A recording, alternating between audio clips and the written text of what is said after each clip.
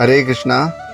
आज हम चर्चा करेंगे दुनिया का श्रेष्ठ व्रत निर्जला एकादशी या कहे पांडव एकादशी या कहे भीमसेन एकादशी।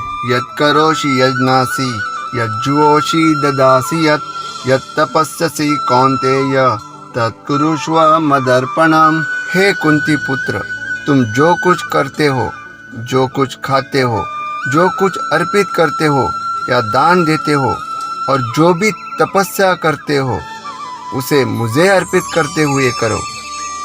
हिंदू पंचांग के अनुसार 11वीं तिथि को एकादशी कहते हैं। यह तिथि महीने में 2 बार आती है, पूर्णिमा के बाद और अमावस्या के बाद। पूर्णिमा के बाद आने वाली एकादशी को कृष्ण पक्ष की एकादशी और अमावस्या के बाद आने वाली एकादशी को शुक्ल पक्ष की एकादशी कहते हैं। साल में 24 बार एकादशी आती है।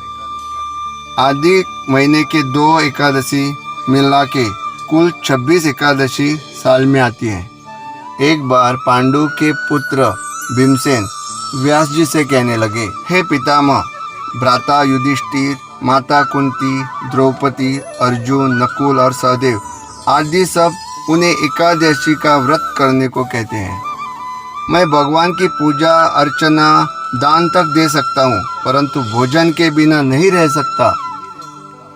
भीम कहने लगे, हे पितामह, मेरे पेट में रुक नाम वाली अग्नि है। जितना भी मैं खाता हूँ वह तुरंत हजम हो जाता है और मुझे फिर से भूख लगती है। युद्ध के आरंभ में जब भीमसेन पौंड्रक नामक शंख बजाता है तो उसे रुकोदरक करके संबोधित किया जाता है। पांचजन्यम ऋषिकेश देवदत्तम धनंजय पौंड्रक दद्मो महाशंख भीम कर्मा रुकोदर। अर्थात भगवान कृष्ण ने अपना पांचजन्य शंख बजाया, अर्जुन ने देवदत्त नामक शंख बजाया, अति भोजी एवं अति मानवीय कार्य करने वाले भीम ने पौंड्र नामक भयंकर शंख बजाया। भीम कर्मा मतलब अति मानवीय कर्म करने वाला, रुकोदर अति भोजी या बहुत खाने वाला। हे पितामह, मैं भोजन के बिना एक दिन तो क्या एक समय भी बिता नहीं सकता।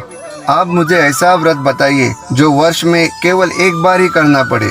व्यास जी ने कहा, हे पुत्र, बड़े बड़े ऋषियों ने ऐसे सुलभ शास्त्र बनाए जो करने से मनुष्य को स्वर्ग की प्राप्ति हो सकती है। इसी प्रकार शास्त्र में एकादशी का व्रत बताया गया है और भगवान हरि को यह तिथि अत्यंत प्रसन्न है और जो कोई उसका पालन करता है वह भगवान का प्रिय होता है और मुक्ति के लिए पात्र बनता है, और जो कोई उसका पालन नहीं करता उसको नरक की प्राप्ति होती है। व्यास जी के वचन से भीमसेन भयभीत हो उठे।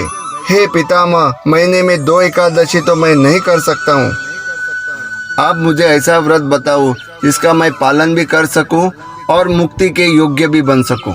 यह सुनकर व्यास जी ने कहा, ज्येष्ठ मास के शुक्ल पक्ष की जो एकादशी आती है उसका नाम निर्जला है। तुम उस एकादशी का व्रत करो। इस व्रत में जल और भोजन वर्जित है।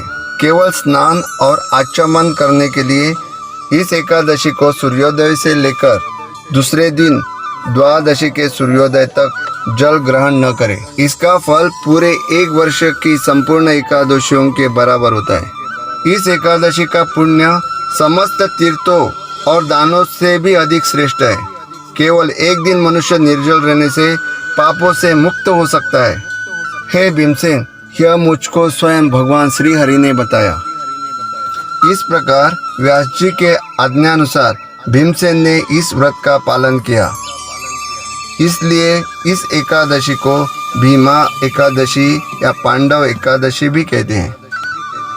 एकादशी तिथि के दिन मूर नामक राक्षस का अन्न में वास होता है, इसलिए इस तिथि को अन्न ग्रहण नहीं करते।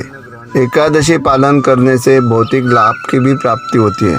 पेट को आराम मिलता है और हमारी पाचन शक्ति मजबूत होती है। विज्ञान ने सिद्ध किया है कि एकादशी जैसे व्रत करने से कैंसर जैसी बीमारी मनुष्य को छू नहीं सकती।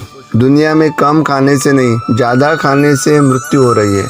एकादशी का व्रत पालन करने से आध्यात्मिक लाभ के साथ साथ भौतिक लाभ की भी प्राप्ति होती है। कृपया उनका पालन कीजिए। श्री प्रभुपाद के कृपा से भक्त समुदाय श्री कृष्ण प्रीत्यर्थ समस्त एकादशी साथ साथ निर्जला एकादशी का भी गंभीरता रूप से पालन करते हैं। हरे कृष्णा। ऐसे ही आध्यात्मिक ज्ञान प्राप्त करने के लिए कृपया हमारा चैनल लाइक और सब्सक्राइब कीजिए। हरे कृष्णा।